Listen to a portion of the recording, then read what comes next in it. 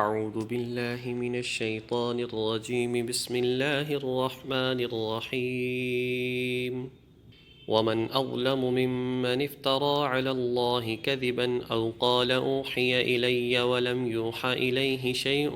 ومن قال سأنزل مثل ما أنزل الله ولو ترى إذ الظالمون في غمرات الموت والملائكة باسطوا أيديهم أخرجوا أنفسكم اليوم تجزون عذاب الهون بما كنتم تقولون على الله غير الحق وكنتم عن آياته تستكبرون صدق اللہ العظیم۔ ومن اظلم، اور اس شخص سے بڑا ظالم کون ہے، ممن افترى علی اللہ کذبا، جو اللہ تعالیٰ پر جھوٹ باندھتا ہے، او قال اوحی الی، یا کہتا ہے کہ میری طرف بھی وحی نازل ہوتی ہے، ولم یوحى الیہ شیء، حالانکہ اس کی طرف کوئی وحی کوئی چیز نازل نہیں ہوتی۔ ومن قال، اور اس شخص سے بڑا ظالم کون ہے جو کہتا ہے سأنزل مثل ما انزل اللہ، میں بھی اسی طرح کی چیز نازل کر سکتا ہوں جیسا کہ اللہ نازل کرتا ہے۔ ولو تری اذ الظالمون فی غمرات الموت، اور آپ دیکھیں گے کہ جو لوگ ظالم ہیں فی غمرات الموت، یہ موت کی سختیوں میں ہوں گے، والملائکۃ باسطوا ایدیہم، اور فرشتے ان کی طرف ہاتھ پھیلائے ہوئے ہوں گے اور گویا کہ کہہ رہے ہوں گے اخرجوا انفسکم، کہ اپنی جانوں کو نکالو، الیوم تجزون عذاب الہون، آج کے دن تمہیں بدلہ دیا جائے گا عذاب الہون، ذلت والے عذاب کا، بما کنتم تقولون علی اللہ غیر الحق، اس وجہ سے کہ تم اللہ تعالیٰ پر ناحق، غلط، حق کے خلاف بات کیا کرتے تھے، وَكُنْتُمْ عَنْ آيَاتِهِ تَسْتَكْبِرُونَ، اور تم اس کی آیتوں کے مقابلے میں تکبر کیا کرتے تھے۔ اس آیت کریمہ میں اللہ تبارک و تعالیٰ نے یہ بات ارشاد فرمائی ہے کہ اللہ تعالیٰ کے اوپر جھوٹ باندھنا، افتراء کرنا، یہ بہت بڑا ظلم ہے۔ تو فرمایا کہ کون کون لوگ ہیں جو سب سے بڑے ظالم کہلاتے ہیں۔ ایک تو وہ شخص جو اللہ تعالیٰ پر جھوٹ باندھتا ہے۔ جھوٹ باندھنے کا مطلب یہ ہے جو اللہ رب العزت کی طرف شرک کی نسبت کرتا ہے کہ اللہ تعالیٰ کا بیٹا ہے، اسی طریقے سے اللہ تعالیٰ کی خدائی میں فلاں شریک ہے، اولاد دینے میں فلاں شریک ہے، یا اسی طریقے سے نظام کو چلانے میں اللہ کا شریک فلاں ہے، یہ سب اللہ تعالیٰ پر جھوٹ باندھنا ہے۔ اسی طریقے سے حدیث قدسی میں آتا ہے کہ اللہ تبارک و تعالیٰ گویا کہ فرماتے ہیں، حضور علیہ الصلاۃ والسلام نے فرمایا کہ ابن آدم مجھے گالی دیتا ہے،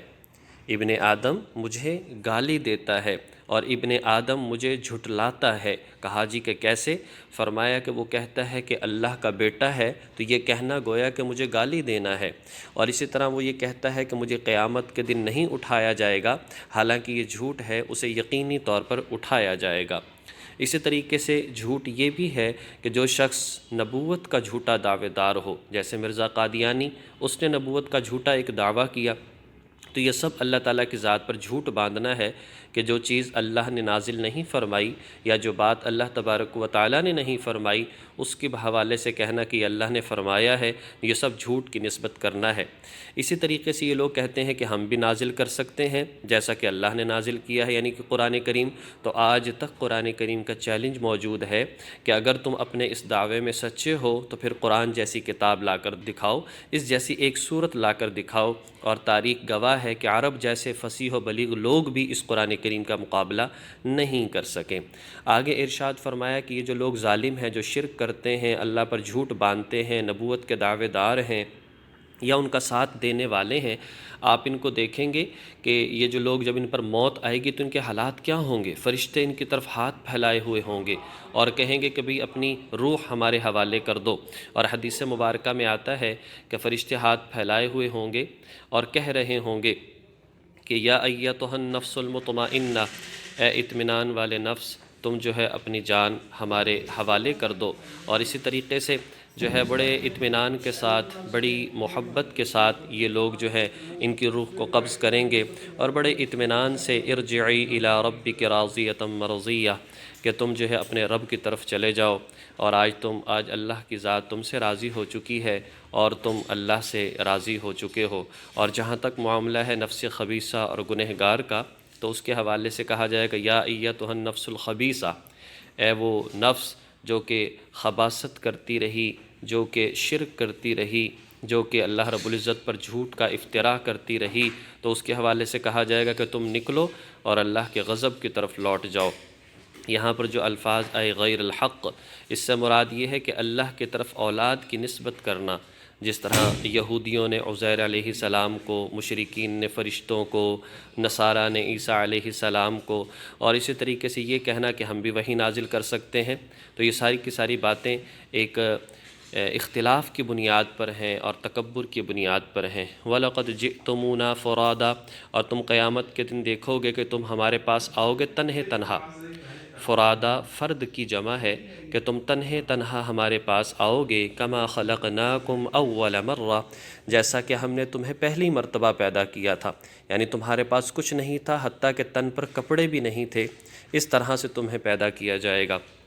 وَتَرَكْتُم مَّا خَوَّلْنَاكُمْ وَرَاءَ ظُهُورِكُمْ، اور گویا کہ تمہیں کہا جائے گا تم نے کہاں چھوڑ دیا جو ہم نے تمہیں دی تھی، وہ ساری کی ساری نعمتیں تم نے کہاں چھوڑ دی، وَرَاءَ ظُهُورِكُمْ، تم اپنی پیٹھ پیچھے انہیں چھوڑ آئے ہو۔ وَمَا نَرَى مَعَكُمْ شُفَعَاءَ الَّذِينَ زَعَمْتُمْ أَنَّكُمْ فِيهِكُمْ شُرَكَاءَ، اور ہمیں نظر نہیں آ رہے تمہارے وہ سفارشی کہ جن کے بارے میں تم گمان کیا کرتے تھے کہ وہ ہمارے شریک ہیں۔ آج جنہیں تم دنیا میں شریک بنایا کرتے تھے، وہ چاہے انسان تھے یا بت تھے، تو وہ کہاں ہیں تمہارے سفارشی؟ وہ آج تمہاری سفارش کے لیے کیوں نہیں آ رہے؟ لَقَدْ تَقَطَّعَ بَيْنَكُمْ، حقیقت یہ ہے تمہارے اور ان کے تعلقات کو ختم کر دیا گیا ہے۔ وَضَلَّ عَنْكُمْ مَا كُنْتُمْ تَزْعُمُونَ، اور جن کے بارے میں تم گمان کیا کرتے تھے انہیں تم سے گمراہ کر دیا گیا ہے۔ حدیث مبارکہ میں آتا ہے قیامت کے دن انسانوں کو قبروں سے اٹھایا جائے گا، تو سب سے پہلے ایسے ہی اٹھایا جائے گا جیسا کہ انسان پیدا ہوا تھا، جسم پر کپڑے تک نہیں ہوں گے۔ سب سے پہلے حضرت آدم علیہ السلام کو لباس پہنایا جائے گا، پھر نبی پاک صلی اللہ علیہ وسلم کو، اور پھر حضرت ابراہیم علیہ السلام کو، اسی طریقے سے پھر پہلے انبیاء، پھر اسی طریقے سے جس کے جیسے اعمال ہیں اور جیسا ایمان ہے اسی کی بنسبت اسی طریقے سے اس کو جو ہے وہ کپڑے پہنائے جائیں گے، اور پھر اللہ کے حضور اس کو پیش کیا جائے گا۔ اللہ تبارک و تعالی ہمیں ان تمام باتوں کو سمجھ کر آخرت کی تیاری کرنے کی توفیق عطا فرمائے۔ وآخر دعوانا ان الحمد للہ رب العالمین۔